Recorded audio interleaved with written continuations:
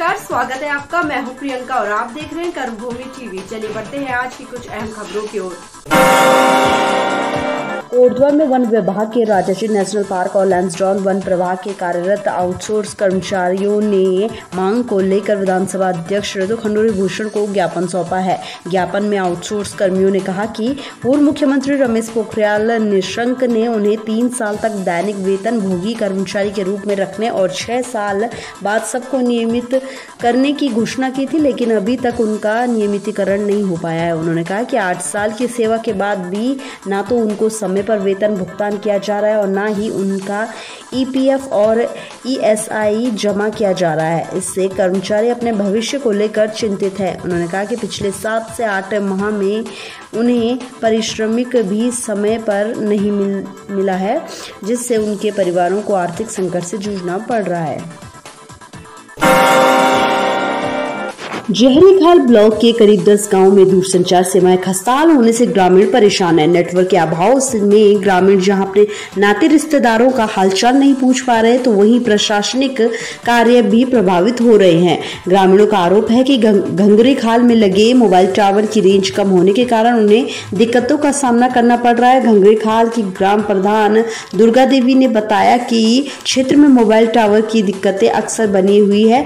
घंगरी, सदाना सहित आदि ग्रामीण इलाके में दूरसंचार की लचर मोबाइल सेवा से लोग परेशान हैं।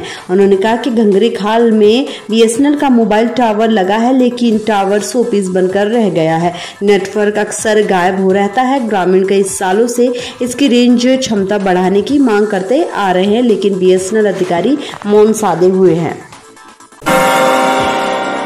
धूमाकोट इंटर कॉलेज अदाली खाल में विद्यालय भवन के ऊपरी मंजिल में 2 कमरे पूरी तरह से ध्वस्त हो गए हैं। भवन की खस्ता हालत को देखते हुए कुछ माह पहले ही इन कमरों में कक्षाओं का संचालन करना बंद कर दिया गया था।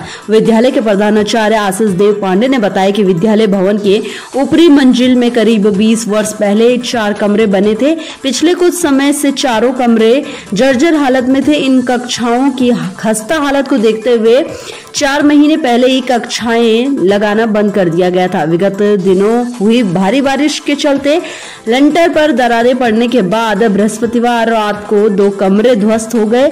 शिक्षण कार्य के लिए अन्य कमरों का इंतजाम किया गया। जल्द ही विद्यालय के लिए नए कमरों के निर्माण का प्रस्ताव उच्च अधिकारियों को भेजा जाएगा। कुमाऊं अंचल का प्रमुख लोक पर्व हरेला आज मनाया जा रहा है। शुक्रवार को शिव पार्वती परिवार की पूजा की गई। कुमाऊं में हरेला पर्व का बड़ा ही महत्व है। प्रकृति से जुड़ा यह लोक पर्व हरियाली और आस्था का प्रतीक है। मान्यता है कि हरेला की पूर्व संध्या पर महिलाएं शिव पार्वती परिवार की पूजा करती हैं, जिसे स्थानीय भाषा में डिकर कहा जाता है। इस मौके पर गाँव की शुद्ध स्थान की मिट्टी और आटे से शिव पार्वती, गणेश, नंदी और मूषक आदि की प्रतिमा बनाई जाती है। जिस स्थान पर हरेला बोया जाता है, उस स्थान पर शिव परिवार की प्रतिमा की पूजा की जाती है।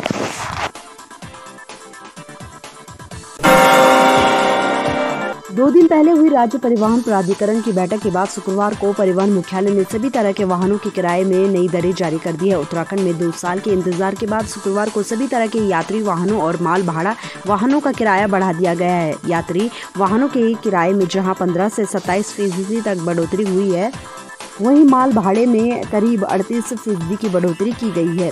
2 दिन पहले हुई राज्य परिवहन प्राधिकरण की बैठक के बाद शुक्रवार को परिवहन मुख्यालय ने सभी तरह के वाहनों की किराए की नई दरें जारी कर दी है।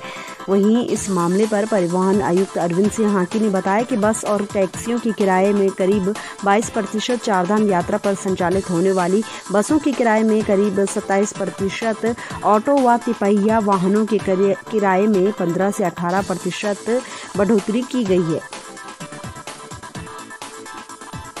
प्रदेश में आम जन की सुविधा और ऑनलाइन रिपोर्टिंग को और अधिक सहज बनाने के लिए उत्तराखंड पुलिस द्वारा शुरू की गई EFIR सुविधा और उत्तराखंड पुलिस ऐप का मुख्यमंत्री पुष्कर सिंह धामी ने उद्घाटन किया है। मुख्यमंत्री के सरलीकरण, समाधान, निस्तारण और संतुष्टि के मूल मंत्र के क्रम में उत्तराखंड पुलिस ने प्रदेश की जनता के लिए यह सुविधाएं शुरू की है। इससे अब घर बैठे ही वाहन चोरी और गुमशुदा वस्तुओं के संबंध में EFIR दर्ज कराई जा सकेगी। उत्तराखंड पुलिस ऐप में उत्तराखंड पुलिस द्वारा आम जनता के लिए संचालित की जा रही सभी ऑनलाइन ऐप की सुविधाओं को एक साथ एकीकरण किया गया है।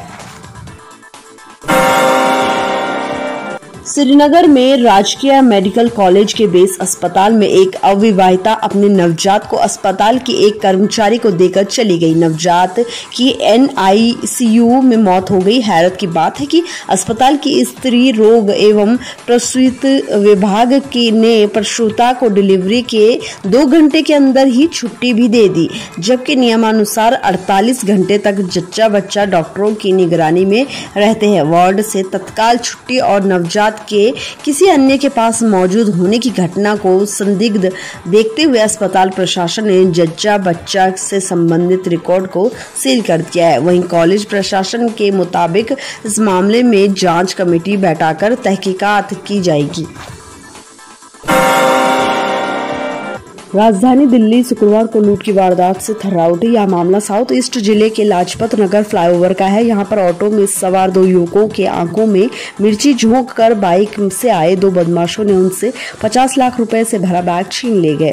दिल्ली के व्यस्त इलाकों में से एक लाजपत नगर और इस इलाके में इस फ्लाईओवर पर ट्रैफिक रस रहता है। इस बीच सड़क पर दिन दहाड़े ऑटो में सवार 2 व्यक्तियों की आंखों में मिर्ची पाउडर डालकर बाइक से आए बदमाशों ने 50 लाख से ज्यादा की रकम से भरा बैग लेकर फरार हो गए। तो इधर वारदात के बीच सड़क में हुई लूट की बाद सड़क पर तमाशाबीन लोगों के कारण जाम लग गया।